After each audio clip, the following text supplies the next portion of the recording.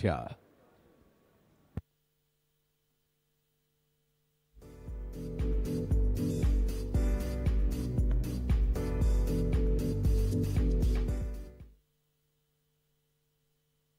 Hey, Google.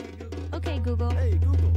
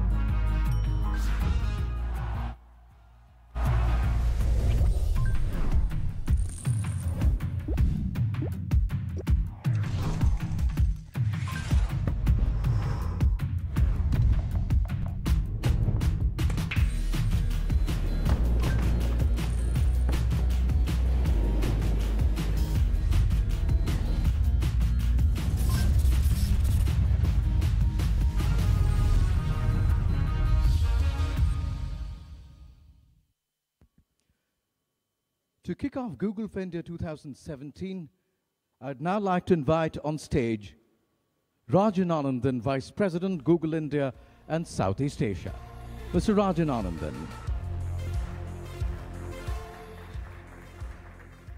Good afternoon, everyone. Welcome to the third edition of Google for India. We appreciate all of you taking the time to be with us today. We've had a packed morning with many very exciting announcements and product updates. To kickstart the session, I thought I would just take a couple of minutes to walk you through some of the most important product updates and new features that we shared this morning. We announced a new operating system for emerging markets like India. Android Oreo, the Go edition, is a version of Android optimized for performance, security, data management, and storage. It has today been made available to the Android ecosystem of developers, partners, and carriers here in India, and we expect to see these devices roll out in early 2018. One of the apps redesigned for Android Oreo Go edition is Google Go. Launching today as a beta on Google Play, in India and Indonesia, Google Go is an optimized, easy-to-use app meant to help you make the best of the internet, the mobile web, especially on low-RAM devices and unstable connections. It's a product that we've designed ground up first for India. The Google Assistant is coming to entry-level smartphones as Assistant Go. Also, over the coming weeks, a special version of Google Assistant in both English and Hindi will appear on the new Jio phone. The first time that the Google Assistant will be available on a feature phone, a connected feature phone, anywhere in the world. And it's made just for India. And finally, we launched another India-first feature, two-wheeler direction and voice navigation mode in Google Maps, which will provide two-wheeler riders a Google Maps experience customized to them. Already, India has crossed 400 million internet users, and 330 million Indians access the internet on smartphones. On average, a connected mobile internet user in India consumes 4 gigabytes of data per user per month. And in the next 4 years, this is projected to grow to 11 gigabytes per user per month. An outcome of this widespread internet access is the growth we've seen in online video consumption. YouTube has over 225 million monthly active users in India now. I'm sure all of you who are advertisers on online video would agree with me that that is simply incredible scale. This scale of unprecedented users and usage is truly quite unique, especially in a country like India, because if you go back even just a couple of years, we had only about 100 million users, and all of them were accessing the internet on slow connections. That has entirely changed. And with this kind of thriving ecosystem, there's no doubt that digital has arrived. What is new over the last 12 to 18 months is digital is now driving business at scale. It is no longer about clicks, about views, about shares, about retweets. It's really all about digital driving business and driving business at scale across many industries, be it FMCG, be it auto, be it technology, or traditional retail. In every single one of these industries, how brands engage with their users is changing very rapidly. And as all of us know, the path to purchase has changed forever. Let's look at a few examples. Today, 35% of all smartphones sold in India are sold online. A top auto brand drove 20% of its pre-launch bookings on digital. A popular soap brand witnessed an 8% lift in sales and a 3.5x ROI. These are mainstream brands that are driving business at scale using digital. Another major shift that's happening is digital driving not just online sales. We've known that digital can drive e-commerce. But the shift that we've really seen over the last 12 to 18 months is how digital is now driving offline sales. So if there's one thing that I'd like you to take away over the next, from all the sessions that you're going to hear over the next hour and a half, is the fact that digital now drives offline sales, and it drives offline sales at scale. Lenovo leveraged Google Store Sales Direct in a very fundamental way, and now 1 out of every 4 PCs that are sold by Lenovo at retail stores is directly attributable to page search. L'Oreal Hair Fall Shampoo witnessed an incremental sales lift of 37% through YouTube advertising. Think about that. 37% increase in offline sales, and it's directly attributable to YouTube advertising. And Shoppers Stop has delivered some incredible results. Let's take a quick look at this video.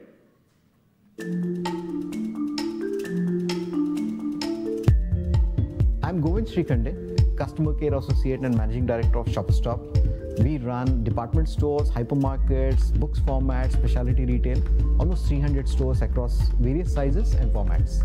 We are a department store format targeting young professionals and fashionable families. So when I look at our customers, we have a large base of loyalty program, more than 4 million. Almost all of them are online. But when I look at the split of sales, 98 to 99% of sale is coming brick and mortar. Just about 1% is coming through the online. When I spend some money on digital, I actually know how many customers have ended up on my site. But how do I find out how many customers ended up in my store? So in our discussions, it came out that Google has a product already in place called Store Sales Direct. With the help of Google's product, we are able to really understand how many customers from our loyalty membership program went online, searched Google, and then ended up on our site for digital shopping, and how many of them went ahead and also shopped in a physical store. So for every $1 that we spent on digital, we got $2 of spend on digital, which is our online site, and $3 of spend in brick and mortar store. 1:5. Can you ask for a better ROI than that? I think 1:5 is fantastic. So basket size was up by 30% because customers who are getting influenced by digital tend to experience things in the store. I think the results are phenomenal. We never thought that the results would be so great and so stark. This kind of a understanding, this kind of a study helps us to really give more weightage to digital and really understand how do we really drive our advertising spend to get more ROI. I'm sure all of you would agree that 1:5 ROI and a 30% higher basket size is something that most brands would love to have. And that's a great example. And through the course of the next hour and a half, you're going to hear both from our own team, several of our own leaders, as well as several of our client partner CEOs and CMOs about the impact that digital is driving in their businesses. In keeping with how digital is evolving, we've innovated our own ads, products, as well as initiatives to enable brands to engage the best audiences, to drive action both online and offline, and make outcomes more measurable. Through the afternoon, you'll hear many of these examples. To get things started, I'd like to invite Torrance Boone to share more details about intentful audiences. Once again, thank you for joining us. I hope you enjoy the sessions.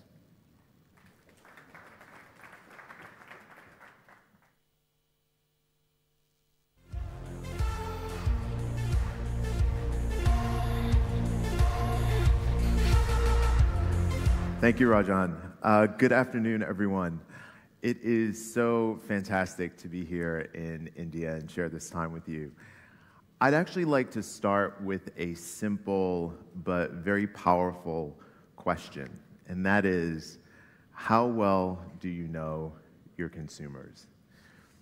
It's a question that is both inspiring and haunting to us as marketers, but it is so critical today, given how the world is changing, how consumers are changing dramatically, and the Indian consumer is no exception.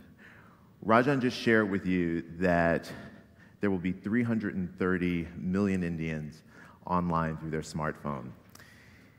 And Indians love their devices, we all love our devices, but I think what we love most about them is the amazing amount of power that they give us.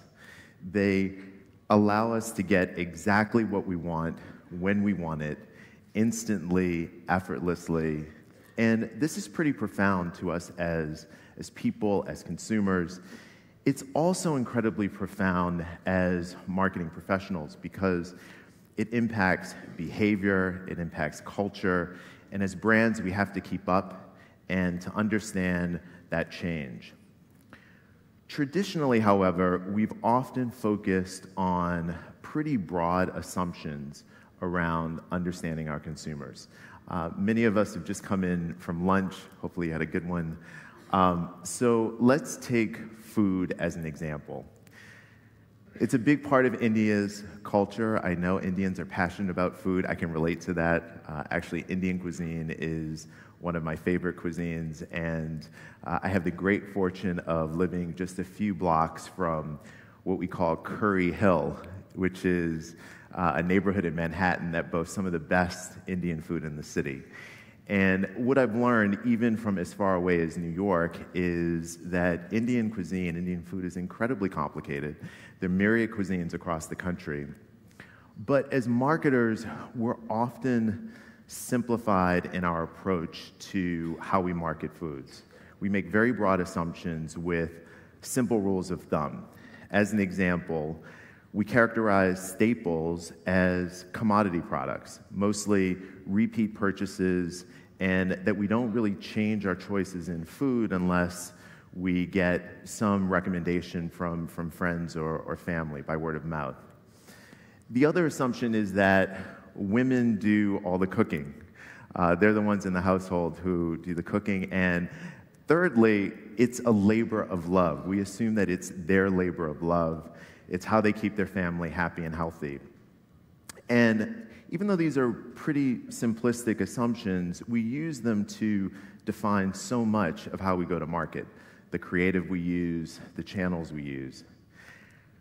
At Google, we actually did some research to test some of these assumptions. We actually have a group of researchers that look across broad categories like food. And we looked at Google data, we looked at YouTube data. We also looked at ethnographic research. So we have panels around the world where we get under some of the subtleties and nuances behind the data. And we actually found some interesting insights that are actually a bit contradictory to the assumptions that I just detailed. So first, we found that Indians are increasingly searching online for commodity staples. Search queries for rice more than doubled in a year, we also uncovered a laser focus on making the best product decisions. So queries for best tea grew by almost 60% in a year. So as marketers, we often characterize products as high and low involvement, but for the new research-obsessed consumer, everything is high consideration. I spoke earlier about cooking being the labor of love, and while that still holds, we discovered that there's a rising trend around convenience food. So while home-cooked meals remain the labor of love, Indian women told us that their lives are becoming increasingly demanding, not surprising. They're therefore looking for ways to complement household staples with quick out-of-the-bag foods to help carve out some family time over a meal. We observed this online as searches for ready-to-eat food and quick-to-cook recipes in India grew 30% in the first half of this year. And while this is a global trend, we see this in many markets around the world. In India, these searches actually grew twice as fast. Lastly, and perhaps most surprisingly, we uncovered that 45% of the people who engage with cooking videos on YouTube are actually men. It seems finally Indian men are no longer waiting to be served at the table.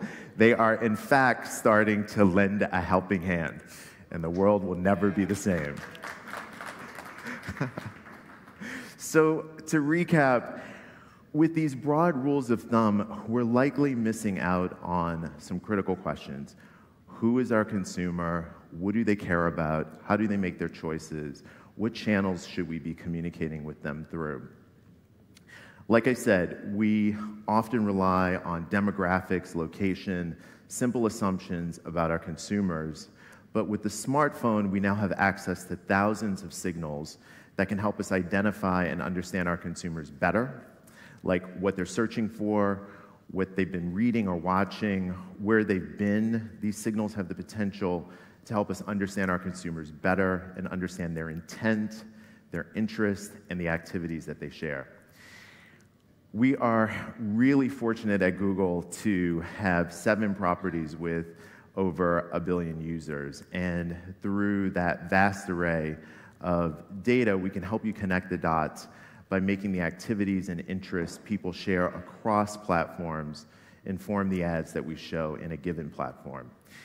This is how we enable brands to find audience, deliver right messages, and drive big results. It's important, though, that we emphasize that because we sit on this data, we also take user privacy and transparency incredibly importantly. So people are in complete control over the ads they see, and we help them understand the decisions that we make in terms of serving the ads that they see. So how do we action against this important question of knowing your consumer deeply?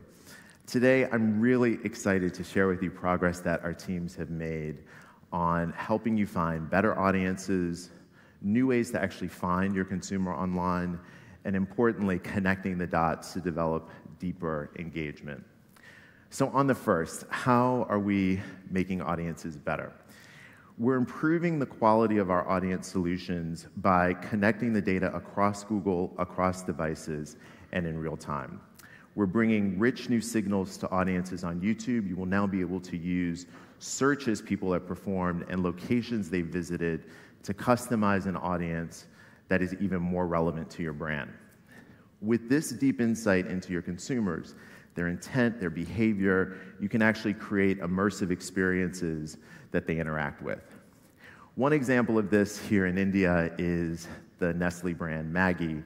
They did a fantastic campaign called the Merry Maggi campaign. And in that campaign, it was a search voting platform where they invited consumers to actually help them decide which new flavors to launch. Maggi continued this innovation on YouTube, diving into the nuances of consumer insight to create an immersive experience that actually elevated its products to the realm of culture and empowerment. My team actually worked on this campaign with Nestle and Publicis. It's called the Maggi Diaries. It was originally launched in the Middle East. It has clocked more than 27 years of watch time on YouTube. It was a finalist in Cannes. And I'm really excited to show this to you because we're currently working with Nestle and Publicis to bring a version of this campaign to India. So if we can roll the case study. Maggi is a cooking brand. It's a product that is ingrained in the lives of many women in the Middle East. Maggi Diaries is a culinary and cultural journey of 4 women going across the Middle East within different countries with a mission to make a difference in everyday cooking. And this was really the first time where it gave us an opportunity to invite women in the Middle East to kind of take part in creating this content with us. We started in Jordan, and then we went to Morocco, and then Oman, and then in UAE. And what this collaboration with YouTube has allowed us to do is build out an experience that tells that story as we go through the different countries and the different content buckets. With this campaign, YouTube allowed us to go beyond the 30-second format and really offer content and longer videos that created a more engaging experience with the audience. The fact is that in the Middle East in general, and in Saudi specifically, which is our most important market in the Middle East, the YouTube viewership is the highest in the world. So for us, YouTube was really the perfect hub for all online communication that we were creating. One of the custom gadgets that we actually built was a Maps gadget, and this Maps gadget allowed the viewers to actually follow the journey of our ambassadors around the Middle East. And in whichever country they were able to access all the content that was available from that particular country. We also had a conversation gadget that allows them to engage in one place with our ambassadors and with the actual show and with the content that they're actually viewing. The results are fantastic. Our viewership has crossed the 10 million mark. Our subscriber base has increased by 10 times. Our masses have produced over 24 million impressions. We have around 27.5 years worth of watch time. We have a view-through rate of over 39%. Definitely from an advocacy and storytelling side, there's plenty of opportunities to continue and collaborate with YouTube. YouTube has proven a very strategic partner for us in this project, and we definitely look forward to continuing this relationship. Great. So stay tuned for Maggi Diaries here in India. So in addition to using more signals like search to deliver better audiences on YouTube, we also recently rolled out consumer patterns and life events, which help you understand where people shop and where to reach them during life's big moments, like graduation, moving, having a child, getting married. And we've now made these solutions available on Gmail ads, so you can reach millions of consumers right in their inbox. L'Oreal actually used consumer patterns for their casting cream brand. It's a brand I use every day, you can tell. And they targeted frequent salon visitors on YouTube, and the results were pretty tremendous. They had a 10% lift in ad recall and a 52% lift in consideration. And finally, we understand that you have invested a lot in building your own audience lists, so we want to enable you to use that data across screens and to combine it with Google's audience solutions to create more meaningful engagement with your consumers. And we have Anurag, President and Managing Director at Ford India, who's going to come up and talk to you about the results they were able to drive by doing just that. So to wrap up, just want to leave you with a few thoughts. Again, question your teams incessantly about how well do they know your consumers. Challenge them to uncover new insights and trends using breakthrough research. And finally, leverage the audience-based solutions to reach your consumers in the right context and with the right message. Ford in India, Ford is a challenger brand, only in market share terms, not really in terms of state of mind. And I'm hoping that in the next 10 minutes or so, I'm able to convince you of why I say that. But if you step back, our business strategy is really focused on 4 pillars: strong brand, right product, competitive cost, and effective scale. Talking about strong brand, we measure the strength of our brand in terms of favorable opinion, and it's a relative index that we get to our competitors, and this is done on a quarterly basis through a brand track. Data within the brand track clearly shows that TV and digital have the highest impact on the brand's favorable opinion. Despite this, digital did not get a seat on the table, so to speak, as its contribution to sales, and sales considered as the holy grail, was only 2%. And we were clear we wanted to change this as we could see the changing consumer behavior. Today, auto consumers make up their mind about the brand they want to go with well before they step into the showroom. Our studies also corroborated the fact that most of our audiences were online. The shift from offline to only online was happening very fast. Some data for you to look at. 2/3 of our consumers walk into dealerships less than 2 times. 89% of the car buyers research online, which is an increase from the 75% a year ago. 21 of the 26 touch points in the consumer's life cycle have actually gone digital as far as automotive is concerned. And an overwhelming 80% of the consumers are interacting with us through their mobile phones. This changing consumer behavior necessitated for us to change the way we had been approaching digital. We came from behind in building our digital presence and capability. Like many others, probably in this room, we used to only talk about digital at the end of a media plan discussion or when a big moment like a product launch was in play. Media plan taiyar ho gaya, paise bach gaye, then go put that money on digital. That was the philosophy that we had.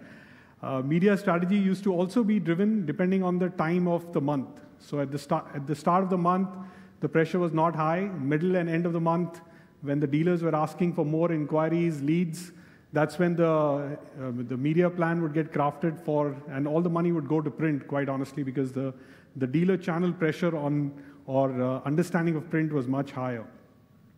But over a period of time, through trial and error, we made lots of mistakes, but through trial and error, we have realized that we needed to get 3 things right. What we call PPF, which is people, process, and funds. On the people front, we made sure we evangelized digital internally and right from the top of the house. We invested in dedicated staff in the dealerships. In fact, we paid the dealers to keep a certain number of people in the dealership focused on digital sales for the first year. After that, they've tasted success, so now they're paying for it themselves. We put people within Ford who were identified to drive sales through digital channel.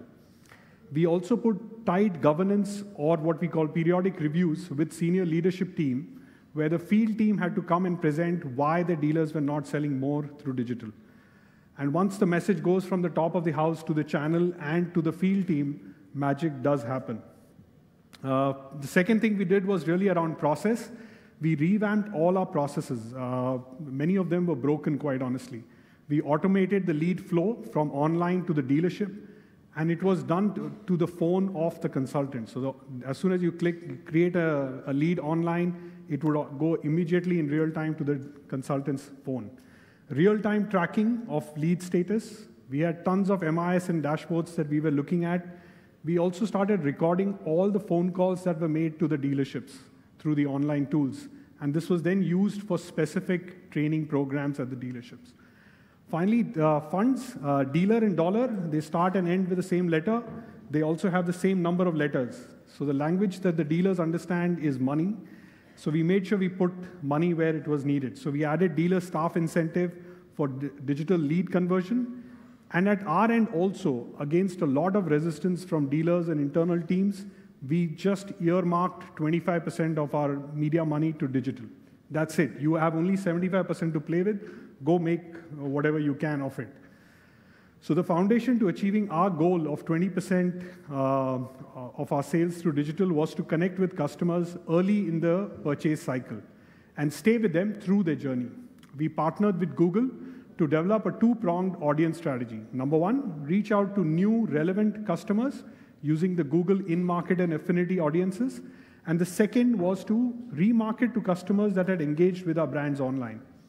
In the last 2 years, what we've also done is we've added the Google audiences data with the 15 million users who've interacted with the Ford website and started doing marketing with them. This has helped us create 3 sets of bespoke audiences: researchers, intenders, and purchasers. Now, all these customers in each of these buckets are at different points in their purchase decision and have different purchase journeys.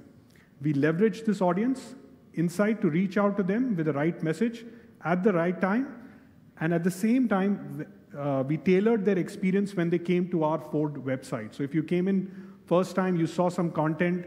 The next time when you came to the Ford website, we made sure that We took off from where you left in your last instance with us.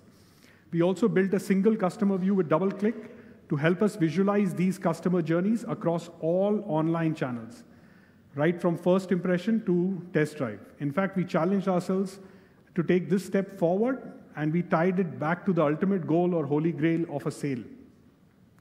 We extended customer view to capture engagement of our customers with our dealer network as well, so that we had a complete view. And this also gives us a granular view of which channels are actually driving sales in our dealerships. Single customer view has also helped achieve greater media efficiency. So every time we now create a media plan, we overlap the digital audiences with TV and print, and that's how we kind of optimize our media mix. Results, from 2% of our sales coming through digital, today it sits at 20% plus. In fact, some of our dealers are already at 30-35% of their sales. So 1 out of every 3 cars that they sell are coming from digital medium. We reduced the cost per lead by 7x, and we cut the time to purchase for our customers, as people who purchase within a month, from first engagement through a targeted messaging route. One final result, basis what you've seen from Shopper Stop and some of the other examples that were shared, for every 1 rupee that we spend on digital, we make 30 rupees of revenue. So which is, I was looking at 3.5 and 5 and said, maybe we are not doing something right. But we've got to take it further. I think that's the challenge now. Betting on digital has had a big impact on our organization, and the results speak for themselves. Before I leave, I'd like to share with you a few closing thoughts, something that we've used quite passionately. Customers are not traditional or non-traditional, so don't create your plans thinking traditional and non-traditional.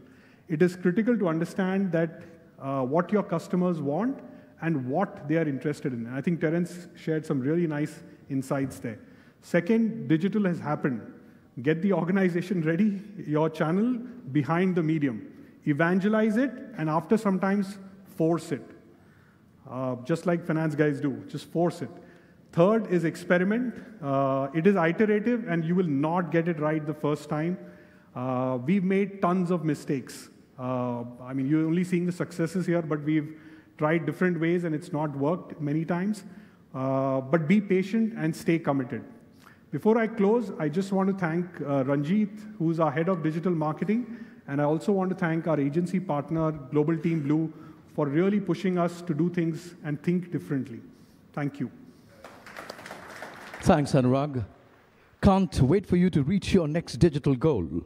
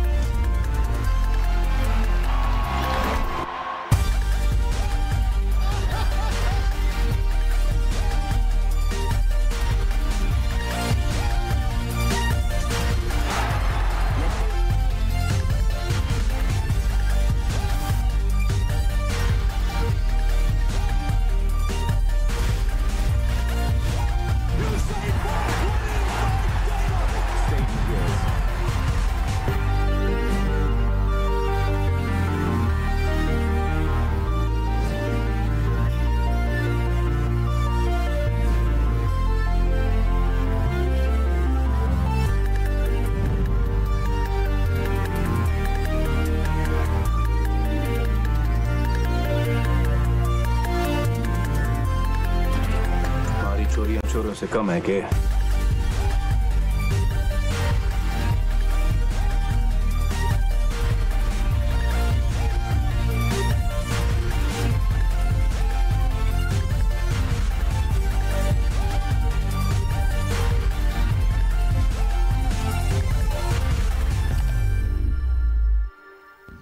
On stage next, we have Debbie Winston, Managing Director, YouTube Global Solutions, Google.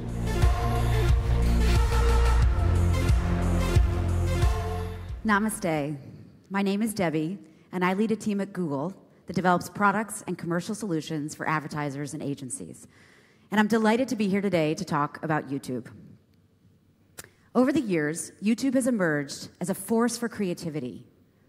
for learning, and for access to information. But over the past year, we've also seen there can be another, darker, more troubling side to YouTube's openness. I want you to know that we are committed to protecting our creator, user, and advertiser communities.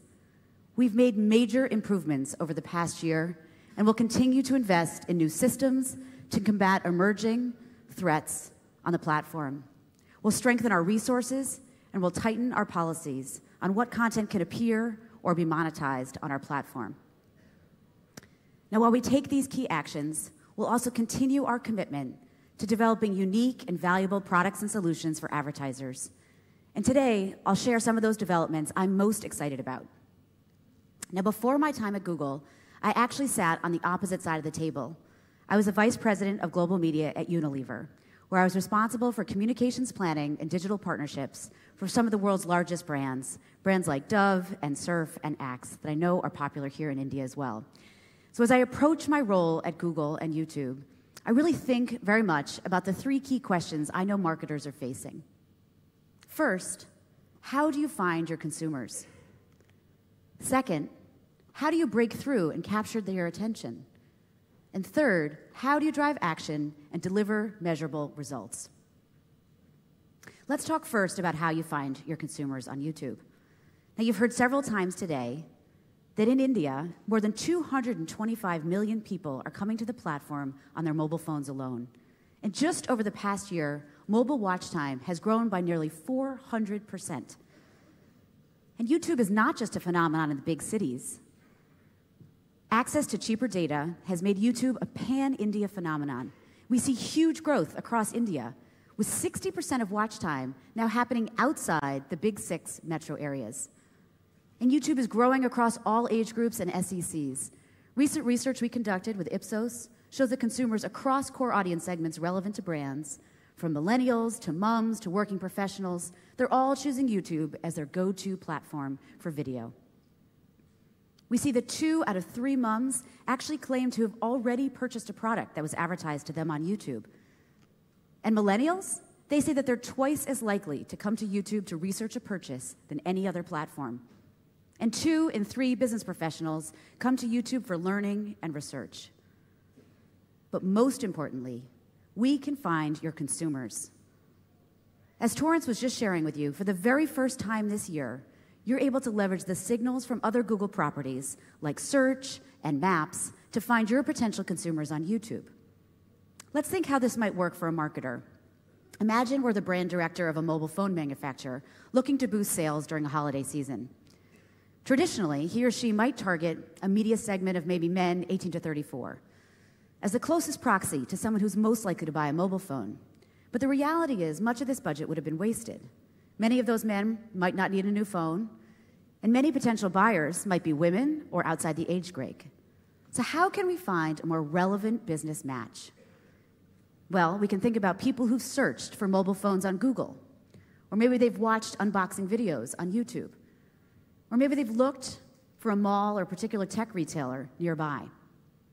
So we would categorize all those people as technophiles. And this is not a small micro segment in India. There are 52 million of them on YouTube in India today. And this approach to thinking about audiences as opposed to demographics is true across products and industries. Now, most importantly, we've seen that an approach like this actually drives results. Using custom affinities, we see that they have 20% higher ad recall and 50% higher brand awareness relative to campaigns that only use demographic targeting. Now, to help you plan and measure for these audiences, or even more traditional demographic audiences on YouTube, earlier this year, we launched new planning and measurement capabilities. We launched unique reporting, helping you measure campaign reach and precision across devices and formats easily and accurately. And we're also working to integrate YouTube reach curves with our agency partners to help advertisers and agencies plan reach across media. As our next step, our teams are working to make sub-regional reach curves available in these partner agencies so advertisers can target specific geos. But while reach is important, in many ways it's a commodity. What's really scarce today is attention. For advertisers, successfully capturing consumer attention starts with video. For decades, marketers have known that video is the most powerful form of storytelling. People come to YouTube to watch, not to scroll. And when they see video, it's in its full glory. Its sight, its sound, its motion. And we've done research that reinforces what brands and the audience have always known. Ads have greater impact when they are seen and heard. That's why we're incredibly proud at 95%, we have the highest viewability levels on the web. And of those 95%, almost all of them are seen with the sound on. Recent research from Ipsos in the US actually suggests that video ads on YouTube are even more powerful at capturing attention than television, with people 3 times more likely to pay attention when they're watching an online video ad than we're seeing the similar ad on TV. So equipping you with tools and formats to capture your audience's attention is at the very core of everything we do. We're focused on building solutions that work for you and for users. One doesn't go without the other. You may be familiar with our TrueView format. It's the original skippable format where users choose to engage with your communication after 5 seconds, and they only pay when a view is completed or an action is taken in the ad. You might also be familiar with our new 6-second format we call bumpers, which we developed with mobile in mind. But our biggest innovations are actually coming in how you can use these new formats. Let's look at 2 examples that bring those capabilities to life. The first is a new capability we launched called Director Mix. It's formerly known as Vogon, and it helps our partners create hundreds of renditions of a specific ad, each of them built around a behavioral or contextual insight or signal. It allows them to be more relevant and more personalized to your user. Let's look at an example from Uber in India. They actually use this technology to create 85 different videos, targeting more than 100 different user micro moments in a recent YouTube campaign. As you can see, entertainment lovers were shown the first, male millennials were seeing the cricket execution, and busy parents saw the third. And while users' first objective was to drive brand metrics, they were also extremely pleased to actually see their business metrics jump. They saw an increase of 63% in first rides and a reduction of 18% in the cost of a first trip. That is the power of contextual targeting and storytelling to capture attention. The second tool I want to share with you today is called video ad sequencing. It enables you to sequence ads and orchestrate a story across a campaign. You could, for example, start with a 15-second ad. You could build the story with a longer TrueView experience that communicates deep product attributes. And then you could finally follow with a series of top-of-mind reminder messages with a 6-second bumper. A recent campaign from J&J in India is a great example of sequential storytelling in action. They ran a series of bumper ads and generated a 13% lift in ad recall among female consumers. When you reach the right audience with the right message on a video platform designed to capture attention, it's not surprising that great results follow. So we work hard to develop solutions that allow you to track the results and actions that consumers are taking with your brand. Based on your requests, we've actually expanded TrueView's new capabilities, and we've recently launched a product called TrueView for Action. This lets you use video ads to drive any action and direct response. You can get an online action that matters to your business. The consumer can book a trip, they can get a quote, they can find more information on a website. Soon you'll be hearing a great case from ShopClues, who's seen great success with that feature. But for many of you, business still means offline sales. So for those of you who want to encourage users to maybe visit a store, we're now offering location extensions for TrueView ads. And since the beginning of the year, we've whitelisted more than 100 advertisers globally for store visit measurement. And at this point, we have more than 42 million store visits that are attributable to YouTube ads. We've just launched this product in India, and we're expecting to see great results here too. Before introducing our distinguished guests, I want to quickly review what I shared with you today. At YouTube and Google, we are committed to providing you with the best-in-class platforms that help you do 3 things for your business. We help you find more consumers, we help you capture their attention when you reach them, and finally, and most importantly, we help you deliver measurable results for your business. Thank you so much for having me. I'd now like to introduce Radhika, the co-founder of ShopClues, to share their success story. No.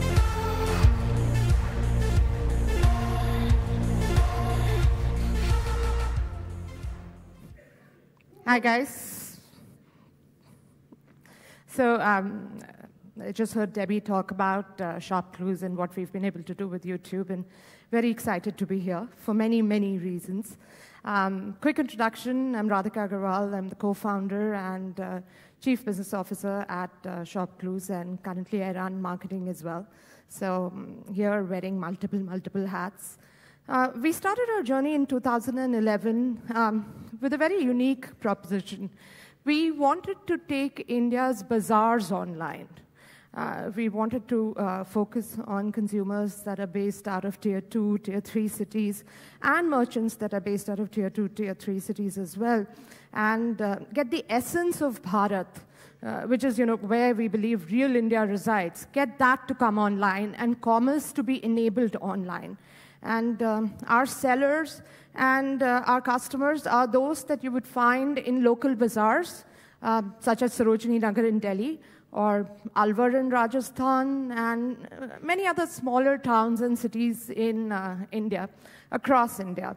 I have a short video to show you. Gayatri in Madurai, she's one of our customers, and always fascinated when I watch this.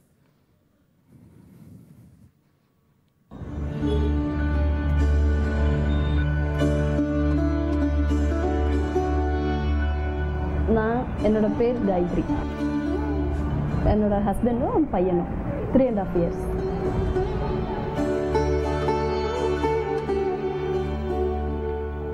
நான் வந்து beauty parlour with tailoring ma'am. Beautician பேசிக்காக வந்து degree முடிச்சிருக்கேன், BSc முடிச்சிருக்கேன். Shop க்ளூஸில் 199க்கு ஒரு சாரீ ஒன்று purchase பண்ணேன். இன்றைக்கி டெலிவரி ஆயிடுச்சு. நம்ம ஆன்லைன்லேயே வீட்டில் இருந்தே ஆன்லைனில் பர்ச்சேஸ் பண்ணால் வீட்டிலே வந்து கொடுத்துருவாங்க. இன்னொன்று ரேட்டு கொஞ்சம் இதாக இருக்குது. ஆன்லைன்லனா எனக்கு பிடிச்சிருச்சுன்னா இமேஜ் தானே பார்க்குறோம், அப்புறம் என்ன கிளாத் அப்படின்றத பார்க்குறோம். 15 minutes போதும். ஆன்லைனில் 15 minutes போதும். நான் இங்கேருந்து கடைக்கு போய் நான் பார்த்து எப்படியும் 2 hours ஆகும். என்னோடய பார்லர் இருக்கிறவங்க கண்டிப்பாக என்னை கேட்பாங்க, ட்ரெஸ் எல்லாம் எங்கே வாங்குறீங்க, துப்பட்டா எங்கே வாங்குறீங்க, ட்ரெஸ் எல்லாம் நல்லா இருக்குது அப்படின்னு சொல்லிட்டு கண்டிப்பாக கேட்பாங்க. எல்லா பேருமே கேட்பாங்க. இயர்ரிங்ஸ், அக்சசரிஸ் எல்லாமே கேட்பாங்க. கொஞ்சம் பழைய மாடலாக இருக்கிறதெல்லாம் கொடுத்துடுறது, புது மாடல் வாங்கிக்கிறது.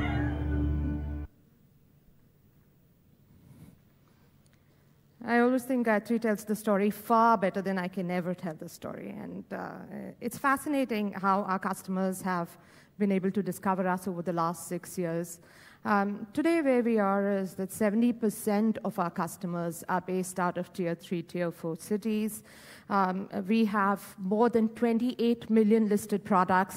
About 6 lakh micro, small, and medium enterprises or merchants sell their products on our platform. I think another way we distinguish ourselves is that we cater to over 32,000 PIN codes. So you could be in the smallest village in Gujarat or further out from Imphal, we'll deliver a product to you. And that's very important when you're targeting the kind of audience that we're targeting. Now, for those of you who are familiar with the e-commerce space in India, you know that we've always been a challenger brand. And in many ways, it is in our ethos, and it manifests itself in everything that we do. Whether it is in our operations, how do we reach out to the furthest in India, furthest cities, towns, villages in India, and do it in a very efficient way. Whether it is in the kind of categories that we are targeting. But I have to say that never, ever, in the most, the best way to say it is that the most evident it is in our marketing. We are competing against brands which have a spend of 10 to 15 times what we have. So for us, it's very, very important to continue to be innovative and accountable. And I think philosophy is similar to most of the marketeers over here. What you can't measure, you can't control. And that really leads us into our relationship with Google. We've been working with Google for over 5 years, and we've done multiple things together. We don't work with an agency, and we're probably one of the fewer marketeers who don't work with an agency. However, we've always tried to experiment and today I want to talk a little bit about what we've done over the last Diwali season, and we're very excited with the results. So the last Diwali that just went by, biggest shopping season of the year, and our thought process was that, well, let's watch the video and I'll talk a little bit about what the creative inspiration behind the video was. ये है इस्माइल और ये एक बड़ा सा इस्माइल। इस दिवाली ये बड़ा सा इस्माइल राजेंद्र के पास भी है और राखी के पास भी। मम्मी जी का बड़ा सा इस्माइल लड्डू फोड़ रहा है, राजेश का इस्माइल फव्वारे छोड़ रहा है, क्योंकि आ गया है डिस्काउंट से भरा शॉप क्लूज का महाभारत दिवाली सेल। 50 से 80% ऑफ ऑन ऑल आइटम्स, डिंग से लेके टाउन, डिंग से लेके डाउन, इस्माइल ही smile on shopclues.com। So as you saw in the video, we targeted, again, what we call Real India. You had the woman sitting in Chandni Chowk making laddus at home for Diwali, and that was a big deal for her. And this guy shopping on his mobile phone, looking for a 3,000 rupee smartphone or a 32-inch flat panel television for 10,000 rupees. Again, very, very focused on products that are price first and not necessarily brand first, which is the space that we've taken in the e-commerce space. Now, our goal online was to be very efficient with our spends, to drive conversions with our campaigns. And in the past, what we've done is that we've used YouTube very effectively to drive awareness. And we were very keen on doing something different this time. And we landed up using TrueView for action. And a little bit about what we did in the past. For awareness, we were driving, focusing on affinity audience. We're looking at value shoppers. And we really wanted to change things around, and blessing in disguise, TrueView for action. And we focused on a lot of remarketing consumers that we had. Consumers who were focused on customer match, on similar audiences. Now, our loyal customer base actually comes back and shops with us about 25 times in a year. 30% of our customer base is our loyal customer base. We didn't want to necessarily use YouTube to just continue to create awareness. And this was one of the most efficient tools that we were able to use for remarketing as well, and to reach out to new consumers. So a big thank you to the group that worked on this. Worked well for us. Thank you so much. Our CTR went up by about 3x, and our CPA, which was one of the most important metrics that we look at, very frugal, very capital efficient, went down by 54%. In itself, these were numbers that we'd not been able to achieve with pretty much any of the other tools that we had used in the past. So very excited about that. And we believe that while traditional display has become much smarter over the years, smart video optimization ecosystem is still developing. When we were offered this, we weren't sure if this was the right tool for us. But this is now filling the need, as it allows us to go beyond reach into visits and transactions, which is really the true metric we should be looking for. We're all beyond vanity metrics at this point. So just to quickly recap our learnings, online video has mass reach. For the last campaign that we did, we actually moved away from television completely and focused just on online video. That is a huge move for a mainline brand like us. We continue to segment our audience based on funnel, and that typically worked very well for us. And finally, capture your audience's attention to drive action. And the way we did that is we give differentiated offerings to different consumer segments. And we were able to do that only because of YouTube, clearly. So I'd like to end by saying that we are building out a platform where Real India shops, where Bharat shops, and YouTube a good partner, because that's what Real India is watching today. Thank you, guys.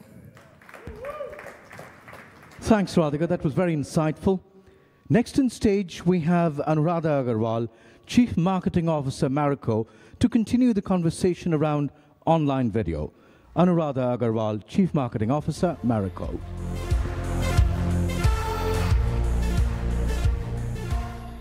Good afternoon, namaste. My name is Anuradha Agarwal, and I'm the Chief Marketing Officer of Marico India Limited. I've been a marketer for about 20 years, both by passion and by profession. And I've worked across 4 organizations, 2 different industries, and about 10 categories. And I think the challenges that we face as marketers have kind of remained the same. I'm one of the few dinosaurs in this room who remember a time without a mobile phone in my pocket. And I still tell breakfast stories about how I got stranded on a road between Bareilly and Aligarh without a way to contact anybody. But when I look at the world today, it just feels like we have different tools to solve the same problems that we've been struggling with as marketers for a very long time. But before I go down this journey, let me introduce to you the organization that I work for. I work for one of India's leading FMCG companies, which is also a large global conglomerate. We sell our products in about 25 countries. We have a really large portfolio of products, which range from really mass products like hair oils and coconut oil. We sell really premium brands like Saffola. We have personal care, we have foods, we have male grooming, and we sell these products across 25 countries in the world. It is indeed challenging because we need to find solutions at different ends of the spectrum. The story that I'm here to tell you is about an experiment that we made not on one of our largest brands, but indeed on one of our smallest brands. And because this story is worth telling, and why this story is worth telling, is that this experiment indeed was successful for us. So let me tell you about this little brand called Live On. Has anyone heard of this brand before? You have, and I can hear the women more louder than the men, though I know 50% of the usage of this brand is male. Live On was born as a detangling product about 15 years ago. 15 years ago, when Indians were just adopting shampoos and still thinking that their hair needs detangling after shampoos. And Marico bought the brand in 2012, thinking that there's a huge runway of growth ahead. And while we were preparing to diversify our portfolio into something as modern and as new age as serums, the whole world of wash experiences changed around us. There were new brands, there were new propositions, and indeed better formulations. And we really needed to make this category relevant again. And this lack of relevance, this lack of strong functional benefit was bothering us. So we went and made a television communication telling consumers how to use the product and what to use it for. We said the new proposition is salon finish hair. Live On gives you 3 times glossier hair, not realizing that the consumers are asking some very basic questions. Why do I need a serum? When do I need a serum? How do I use a serum? And then the question that comes in front of every marketeer is that if I have 3 questions to answer, how am I going to answer them in 30 seconds? And how am I going to do it to so many people, so many times? And they say necessity is the mother of invention. And my risk-taking team is sitting in this room, decided that they were going to take my challenge when I said, I'm not going to let you spend any money on television. It's way too expensive. And in this journey, we actually busted a few beliefs that we were born with. So let me show you some of these beliefs. As marketers, we've been ingrained into thinking that television is the best way of reaching consumers. I've believed it. I've done it for 20 years. So you make an ad, a really expensive asset. Usually, the more expensive the director, the better it is. So a really expensive asset. Then you show it to the consumers at least 5 times because, it takes that much time for an intelligent consumer to understand your 30-second message. And then finally show it to them for a year because it's an expensive asset. You need to sweat the asset for a whole 3,500 GRPs. I can tell you that this little experiment of ours has turned this entire thinking that I had completely on its head. Let's go to belief number 1. When we met various digital partners, Google one of them, and we asked them saying, I have actually a very simple target audience. It's 15 to 25 young girls. Can you help me reach them just using the digital medium? I don't have the money to get to them through television. And the amazing part is, I got to 22 million young girls. If I'd done that using television, it would have cost me 3 to 6 times as my spends on TV. 22 million young girls were reached using only the digital platform for Live On. Let me come to belief number 2. This one goes the other way. I've always believed that, I need to show somebody an ad a few times, they'll understand my message, and when they go to the store, they'll see my brand, and they will pick it up and bring it home and use it. Well, I think in the digital world, I realized, and this is a very interesting point that Terence made earlier, I don't think we knew our consumers enough. As a mother of 2 teenage or nearly new teenage girls, I can tell you that the biggest challenge is that they live in the moment. And when they live in the moment, you have to be there with them in the moment. So how did Live On solve the problem? We basically realized that moments are key. And we had to deliver our message when she was dressing up for a date, when she was going to college, when she was looking at a selfie, when she was facing this challenge with frizzy hair, when she was going to play Garba, when she was going to be on her scooter. And this could not be done by this 30-second video that we made. Could not be done by the expensive asset that we're all used to making. This had to be done by different pieces of communication that we created. And I can tell you that this was challenging for my entire agency ecosystem because they haven't done this before. It was challenging for us as marketeers to say, how can I say the same thing in different ways through different contexts in really little money? And yes, we were able to get some of that. And what we got is 8 times the frequency. Now imagine if I was to show you the same thing 8 times over. You're probably going to shut your screen down and never think about my brand. So how do I keep that ready? I mean, the myth that I have, the third myth or the third belief, was that I can run one piece of communication for 3,500 GRPs for a full year. It's sweating an asset. What we realized is that this consumer has no attention span. I mean, I can tell you that my 14-year-old turns around and forgets why she went to the room. And that's exactly what happens to young girls. I can't show them the same communication over and over again. I can't show them, but I can engage them. Every time I get in touch with them, I have an opportunity to engage. And this is where we took our moment story forward. So if you look at it, we actually told better stories, more relevant stories, and differentiated and targeted stories. I mean, one of my favorite examples is that, when we went to the Northeast, which is a really big beauty market, we realized that they find our advertising and messaging quite alien because we show a lot of girls with frizzy hair, we show a lot of girls with curly hair, and their hair is genetically really straight. So we actually shot with girls from the Northeast, and we used them in advertising, which was targeted largely towards people who were showing, or interest groups, who were showing affinity with Northeastern topics. We were geo-targeting them and delivering that message there. It was challenging to do this in a little amount of money, but I can tell you that it made a lasting impression for these girls, and we are seeing some fantastic results in that geography. The other thing it let us do is run communication back to back without worrying about whether this consumer is going to feel worn out, whether they're going to listen to our messaging. So let me show you 2 examples of what we did. One, it was raining in the western part of the country, so we ran a monsoon campaign, and that was really relevant for Live On. And the other one is a Diwali campaign that went all over the north. So one as a problem solution, the other one as a desire creation, all the time talking about the same proposition of salon finish hair. So why don't you take a look?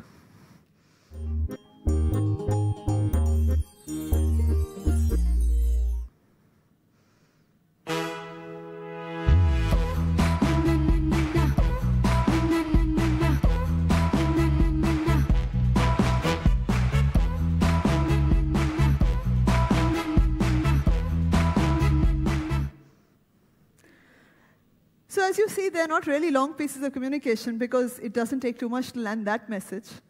And they run before the key interesting video that they're going to watch is run. But activities like these, which are relevant, integrated with our offline activities that we did, for example, on Garba nights in Gujarat or colleges in Delhi, and you saw the phone number there, gave us a huge amount of fillip, not just in business, but also brand awareness. And I think the best example of videos getting engagement is the 40% view-through rate that we got out of at an average for all the content that we put out. This is short-format content. We have long-format content, which teaches you how to apply a serum. We have long-format content, which actually has YouTubers, young beauty YouTubers talking about what kind of hair to use it on at what time.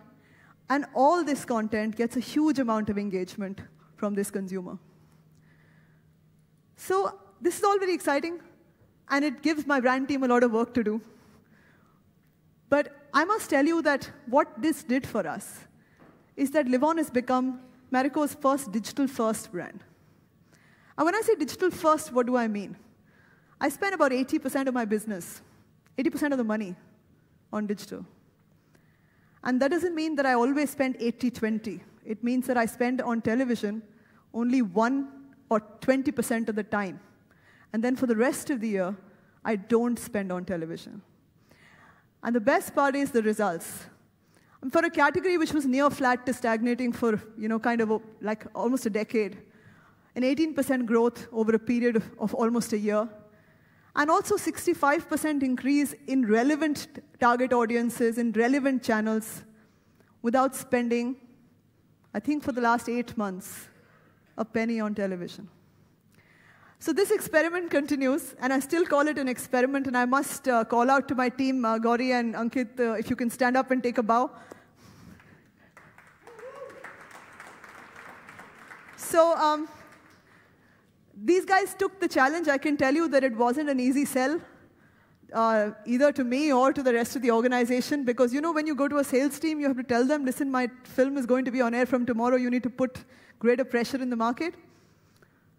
I think they've actually proven this to the market, that you can do this by creating offtake, by making sure that you can reach your consumer where it's relevant in the moment with a lot of engagement. So for me, it's no longer an opportunity to see. It really is an opportunity to engage. And for us at Marico, this is just the beginning of a journey. How has the journey evolved? Maybe in our early years, way behind maybe some of the big behemoth, big companies who may be sitting here, we were doing some sampling with digital marketing. We were doing video equivalency. We were using it as a replacement for expensive niche channels. I think in 2017, we've run experiments like these, which are now telling us that we have an alternative to reach our audiences with content which is really relevant. And hopefully in 2018, I'll be able to inspire a larger set of my own team, and maybe some of you, to start thinking digital first. Thank you very much, and thanks for listening. Thanks, Anuradha, for sharing your very successful experiments and innovations with digital. With 90% retail still being offline, let's hear from our product director for shopping, Surajit Chatterjee, on what Google is doing to bridge the journey between online and offline.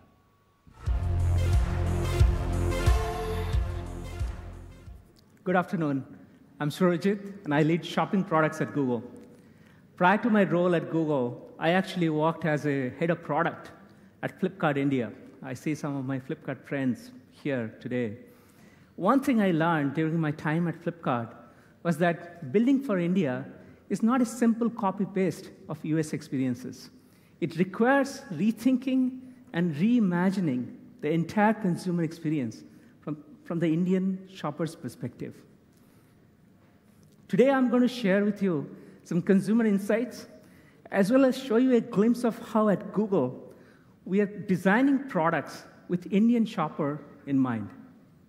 But more importantly, I'm really excited to have this opportunity to partner with you and learn from your experiences in India. none of this data is probably new to you.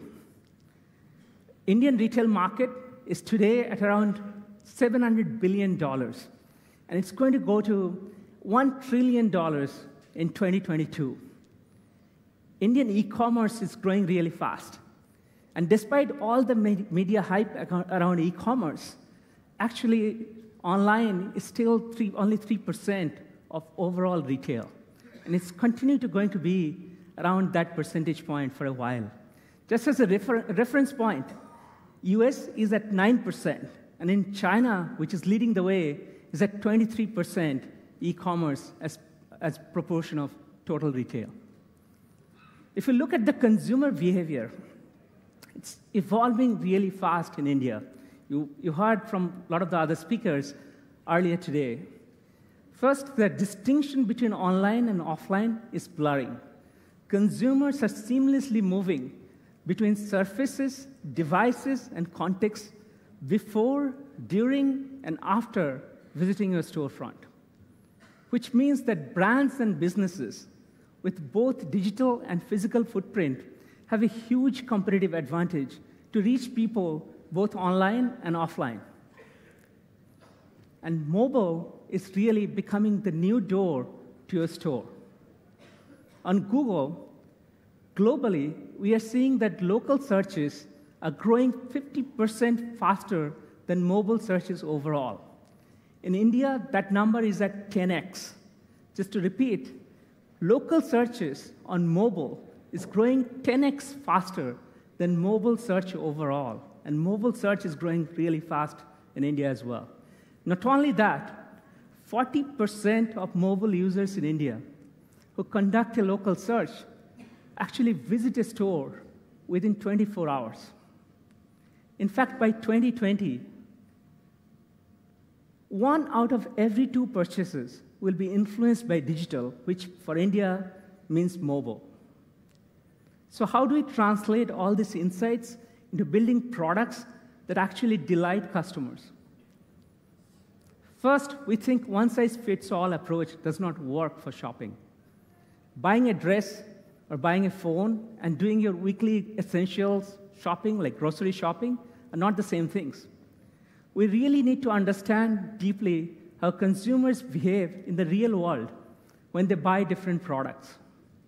At Google, we think about this in terms of 3 distinct consumer journeys.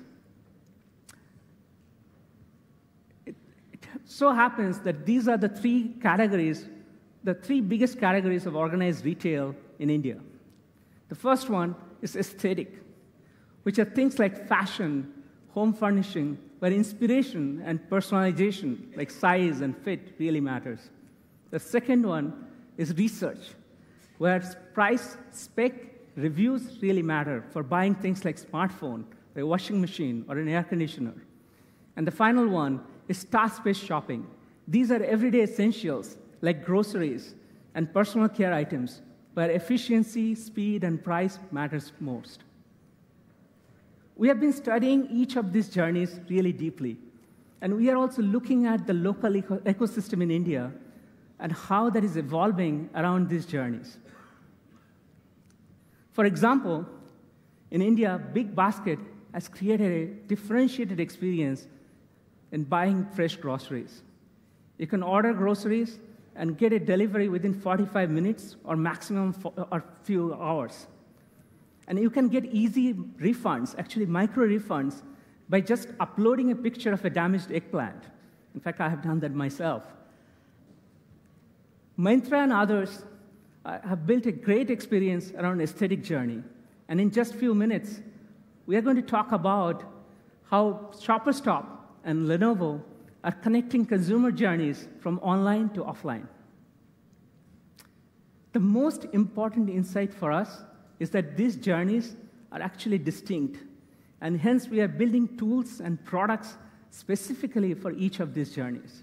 And I'm going to share 3 examples with you today.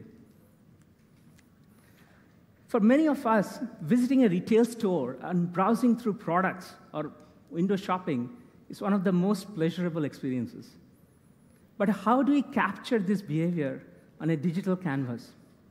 Showcase shopping ads, which we launched recently in India, allows consumers in the upper funnel browse through products and really understand what a brand has to offer. We have seen 2x increase in brand searches after a user clicks a retailer's showcase shopping ads. My second example is a decision-making tool that we are building specifically for Indian consumers on Google Search. More than 100 million smartphones were sold in India in 2016, and 35% of these were actually sold online. Many of the consumers are first-time smartphone buyers. They're trying to understand things like, what does a 64 GB storage really mean to me? Do I really need that octa-core processor? We are working on building a curated user experience where, along with reviews, videos, and rich imagery, we'll show an extended buying guide that helps users understand key product specs in a very simple language. So it's going to be helpful not just for the first-time smartphone buyers. I think there are many second, third, or fourth-time smartphone buyers, like my dad, who are probably too embarrassed to ask those questions. As we saw earlier, many of these shopping journeys extend from online to offline. And a key question in consumers' mind when they discover a product online is, if I go to the store, will I actually find that product in the store? We are looking forward to bringing local inventory ads to India to surface near real-time inventory information directly on the ad, which will drive store traffic for offline retailers. Now, when we think about connecting online to offline, an effective omnichannel strategy, measurement becomes really critical. In fact, from the very beginning of mobile advertising, I have heard from retailers all over the world, how do I measure how many people walk into my store after they interact with my digital ad? This is probably one of the most holy grail questions in mobile advertising, or advertising in general. I'm proud to say Google was the first company to build a solution that can answer this question at scale. It's been only 3 years or so since we first introduced store visit conversions. We have now launched this in 20 countries across the world, including recent launch in India. Store visit measurements is available for search, shopping, display, and YouTube ads. Advertisers across verticals have measured 7 billion store visits through AdWords. Let me tell you a little bit into how we actually do this.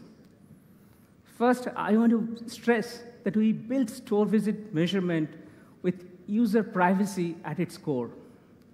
We measure store visits in an anonymized and aggregated way from hundreds of millions of users who have opted in to share their location history with us.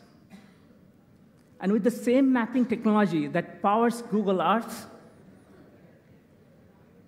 Google Street Views, and Google Maps, we have mapped coordinates and geometry of over 200 million buildings across the world. Google is probably only one of the very few companies who can do this kind of extensive and robust mapping work.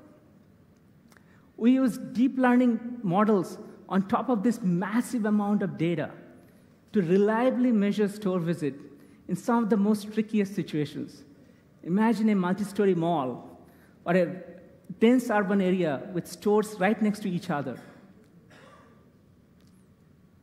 But measuring store visits is just one part of the puzzle.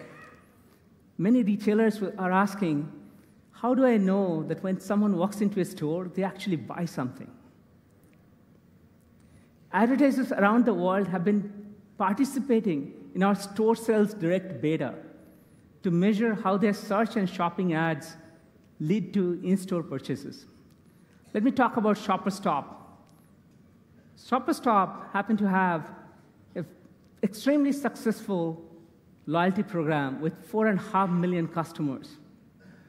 In fact, 70% of their in-store sales come from their loyalty program members.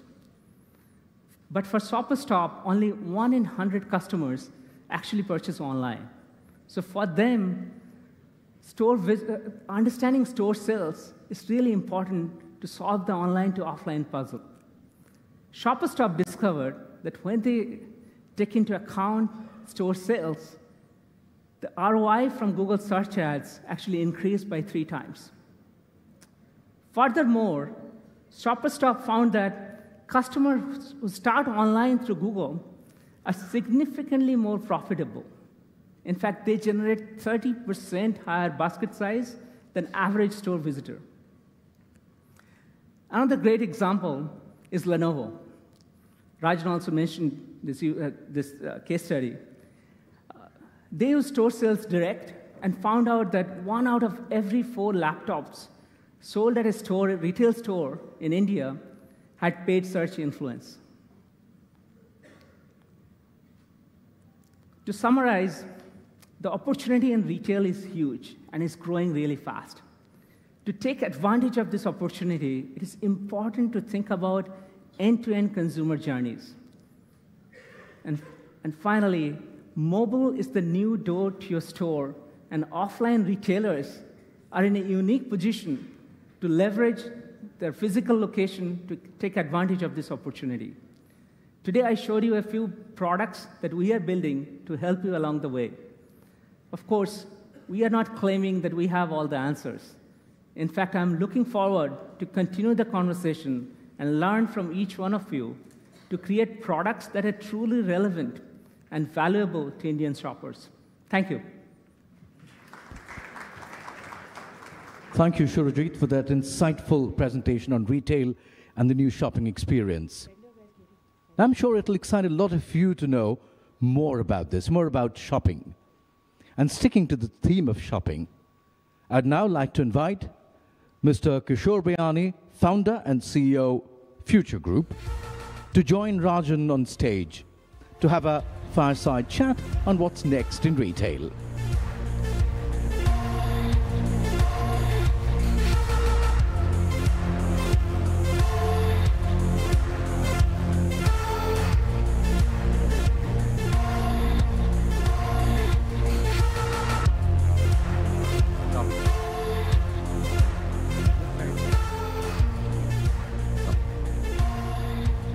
Okay. Right on the back of Surajit talking about shopping ads and what's next with shopping ads, especially our ability now to track online to offline, store direct conversions, etc. I think it's a very appropriate time to have this discussion. First of all, welcome to Google for India. It's great to have you here. The theme, as I'd mentioned as we were backstage, is digital drives business, right? And I think what you've recently announced just 2 or 3 weeks ago, I think is very apt. So maybe I can just start with that as a context. I don't know how many of the folks in the audience are familiar with Retail 3.0, but why don't you start with what is Retail 3.0? I think we have been trying to understand the change around us because we call ourselves Future Group, and we believe in looking at the future, doing scenario planning, trying to understand what's happening around the world in terms of technologies, consumer preferences. And after a lot of various attempts which we did, we went into e-commerce long back, probably 2004-05. We lost a lot of money. We tried Big Bazaar Direct to do assisted shopping. Then we did buy some online business, Web Furnish probably. Then we realized that this business of pure online is something which will be very difficult for us to do in India because the cost of doing that business is very high. So we started working on what's happening around the world and how technologies are shaping up. Then we came up with a philosophical answer on technology, that technology is here to increase the capacity of human beings and organizations. And what does technology do? Technology does 3 things. It reduces space, reduces time, and creates social interactions. And with all the work which we did, we thought digital is here to come. The world is getting digital. And digital is something which we'll have to adopt in every which way. So how can we create a layer of digital over our physical store? And that's what we started working on. And then we found that the world is also doing the same. Because the digital world only invokes one of your senses. And the physical world, we can invoke all the senses. So the digital world and the marriage of digital and physical is something which we thought has to happen. Because digital came in another world, in another era, and physical was always there. So retail 1, we say, was the physical store, the brick and mortar stores. The cost of doing business was, let's say, 13 to 18%. Retail 2, which I say the pure online commerce, came in probably in 2007 onwards. And there the cost of doing business in India is around 40 to 55% of your sales. So we thought we have to create a model which is sustainable and which will be lower in terms of cost. So we started working on the small store formats, and we bought in a lot of companies, accumulated them, and now we have around 750 stores. This year we'll end up at around 1,100 stores. These stores are being converted into only membership stores because we believe data is the king, and we need. So we're making 2,000 members in every store, and these members will be the people whom we want to deal with, and they are going to be given all kind of technologies to make them shop with us. And then we have the data, and that data and predictive analytics and deep learning will tell us what to do, what not to do, because we are the probably only organization in the world which does end-to-end retail. Fashion is something which 95% of what we sell is our own brands. In food, we are at 35%, but our ambition is food and FMCG, 70% of what we want to sell is going to be our own thing. So we will be able to own the products, own the brands, own the distribution, own that supply chain, own our retail stores, and own the customer's data. And that also on our network.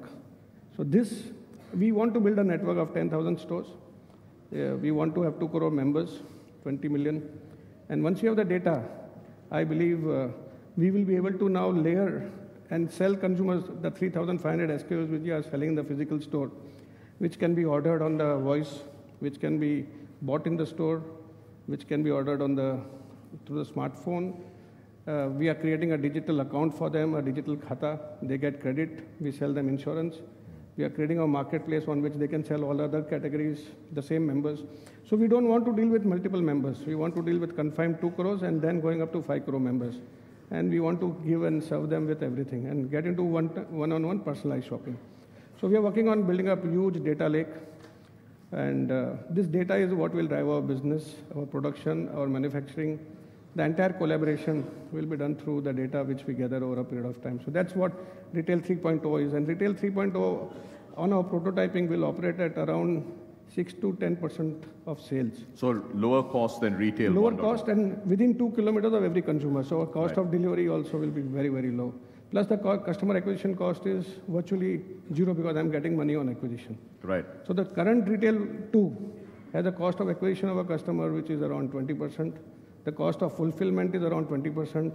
The payment is around 2.5%, 3%. The cost of technology is quite a lot. I think that model won't sustain. So can we create a new model which can be sustainable and which is a futuristic model? Got it. So Retail 1 was traditional retail. Retail 2 was pure play e-commerce. And Retail 3 is like physical stores, but with a very deep overlay of technology, right? And you're going to have 10,000 stores. So by the way, you should find your Easy Day store near you because each one only accepts 2,000 customers. Yeah. So better sign up quickly, otherwise, they won't be able to. That's why I've come here to make members. Yeah, exactly. That's why, so make sure you sign up quickly because if you're not one of the 2,000 customers, you won't get there. So now let's go slightly deeper. As you said, you've really been a part of the digital journey at Future Group now for many years, and I think you've seen the industry evolve through many layers. Give us some recent experiences of how you're seeing digital driving sales and driving customers both into your stores as well as driving conversion in your stores. Because I know you've done a number of very, very interesting things, including with us at Google. Sure. I think we believe the power of digital is immense and the power of online is huge because the response, the reach, I think is something which physical can't make. So I think our recent event, all our brands are using digital online to offline. We have a theme in the organization and that at least 10% of our business has to come from online to offline.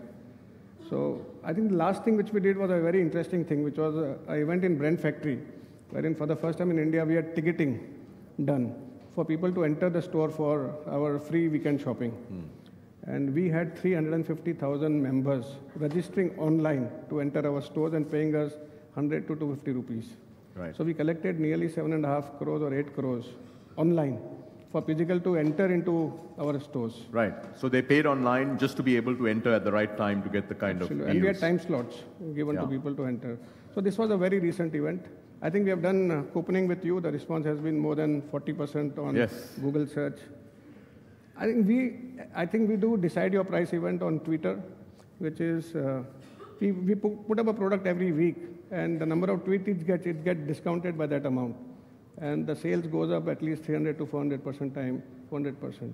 So whenever we have to do something, and whenever we have to dispose of something, we use the online medium, and we get the customers in our stores. Right. I think just for the benefit of the audience, every weekend there's a big sale that happens.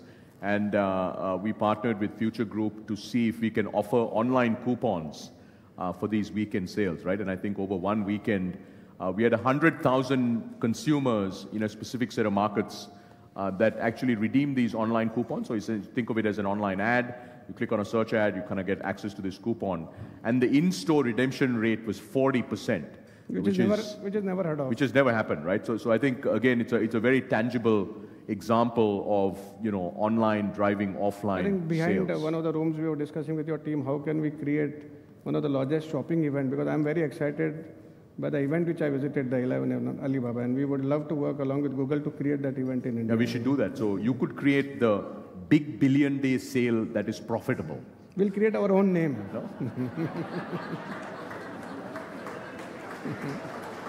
Bayani style, big billion with moolah and profits. I think I was talking to your team that we have to display the amount of business we have done live, not something which comes in the media, which nobody knows what is the truth in that sale there. Right.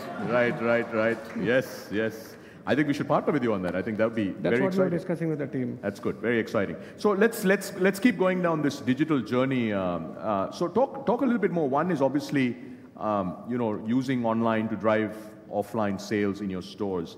But I know we've just announced a recent partnership. It might be beneficial for everybody in the audience to hear about the things that you're excited about doing with Google, because I think at least for many of them who have either direct offline stores or have presence in offline. I think we are doing Google search with you. Yes. We are doing some, micro marketing in particular geography areas with you in terms of looking at our customers. We have given you data of some of our customers to profile them now.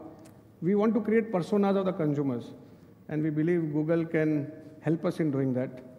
Other thing, the biggest project which we are doing with you is how do we map our store where we want to, wherever we can make 2,000 members is something which, so the geo locations and the positioning of the stores, we are working with Google to decide on that.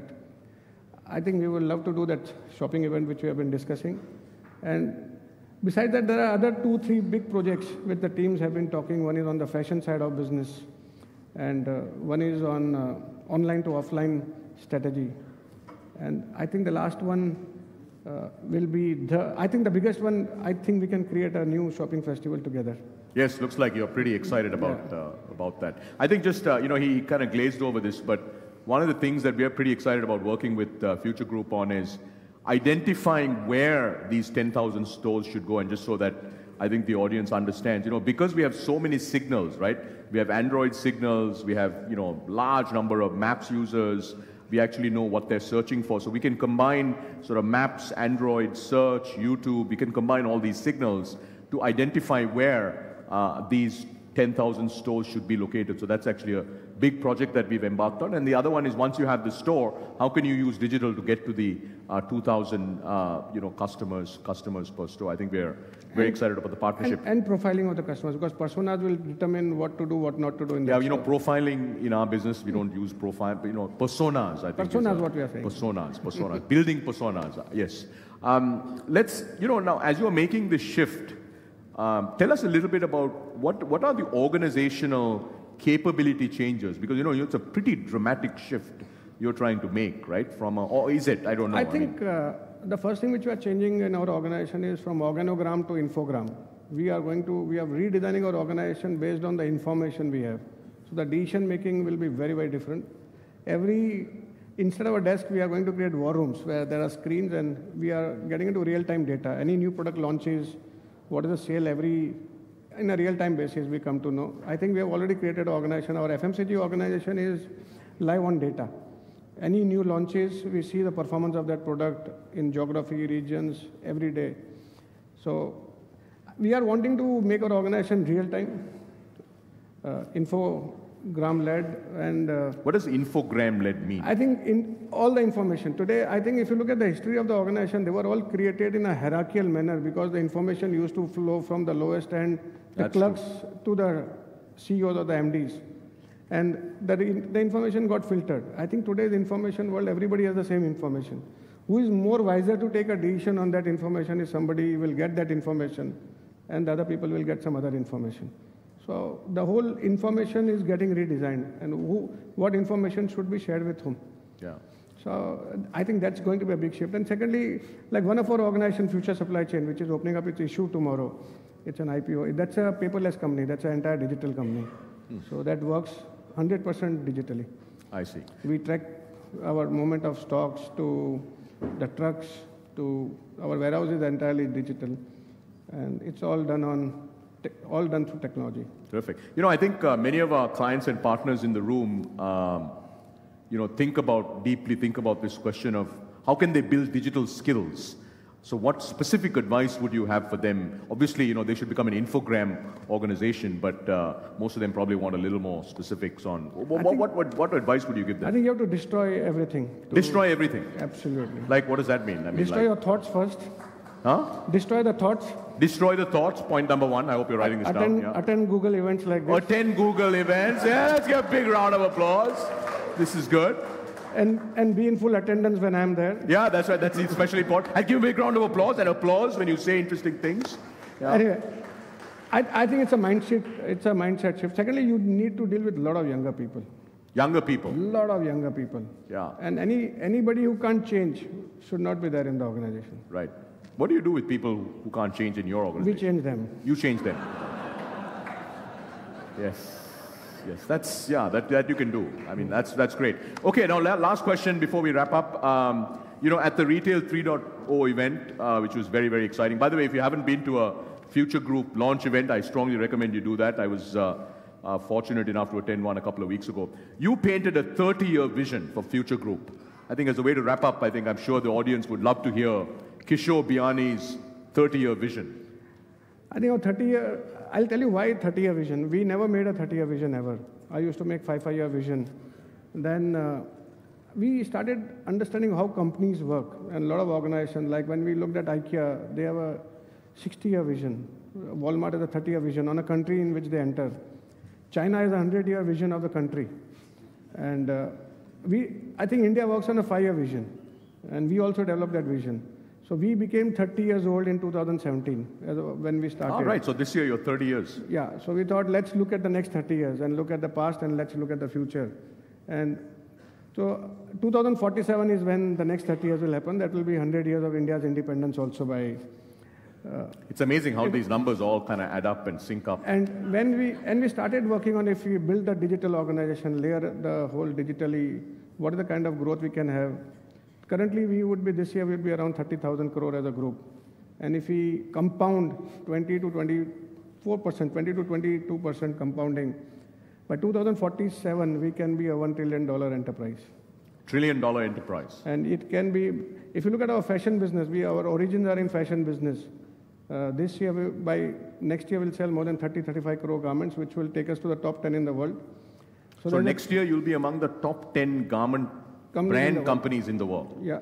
That's incredible. I don't know how many of you knew that. We believe we can be a very large, we can be among the top 10 food companies and FMCG companies in the world. Do you think you'll be bigger than Unilever in India? I mean, if you're going to have 75% of all your food is going to be your own. I think you can imagine that. It's very easy. Okay, very easy, right.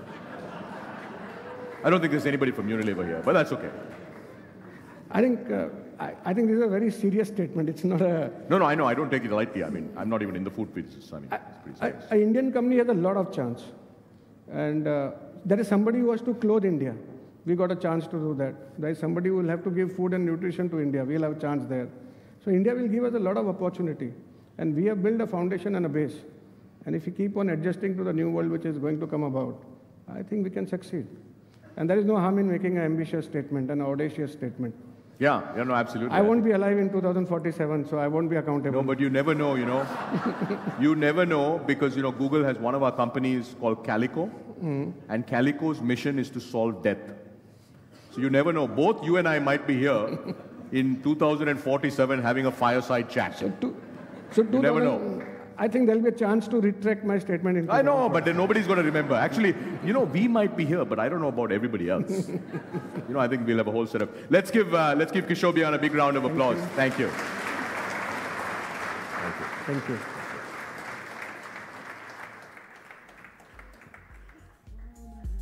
Okay, so that actually brings us to the end of the ads track of Google for India. I want to thank Anuradha, Radhika, Kishore, Anurag, Debbie, Torrance, and Surajit. Let's give them another big round of applause. There truly couldn't be a more exciting time for the Indian advertising industry and for digital advertising in particular. In fact, as we speak, at the end of 2017, digital ADEX in India has crossed 10,000 crores. So for all you digital marketeers out there, all our partners, I want to give you guys a big round of applause. This is really, really huge milestone. And in fact, the digital advertising industry is growing at about 35% year on year. And at the current growth rate by 2020, which is only 3 years away, the digital advertising industry in India will cross 25,000 crores. So you're actually in an industry that's going to go from 10,000 to 25,000 crores. Given the rapid pace at which consumer expectations and technology are evolving, we're also very, very focused on developing world-class talent within the Indian marketing and advertising community. We think building talent, especially world-class talent, is going to be very, very important given the scale at which this industry is today. I'm very excited to share that in 2018, we're launching a new industry program called Digital Insiders, where we handpick 60 of the top professionals across advertisers and agencies to train and engage with them over the entire year. These select few leaders will be equipped with the latest from around the world, the best from Google as well as other companies that will make them much more effective in digital practices and make them true leaders of digital in India. And we do believe these 60 professionals will really be able to take their capabilities not just to Indian organizations, but across the world. We will share more about this program over the coming weeks. As all of you know, we now have 2 breakout sessions, video creation on YouTube, and the other one is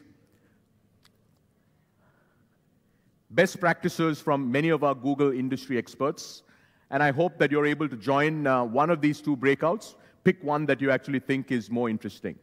And before we wrap up, I want to thank all of you once again for joining us. We greatly appreciate the partnership that we have with each and every single one of you, as well as your organizations. We look forward to an even bigger and better 2018. Thank you, and have a good evening.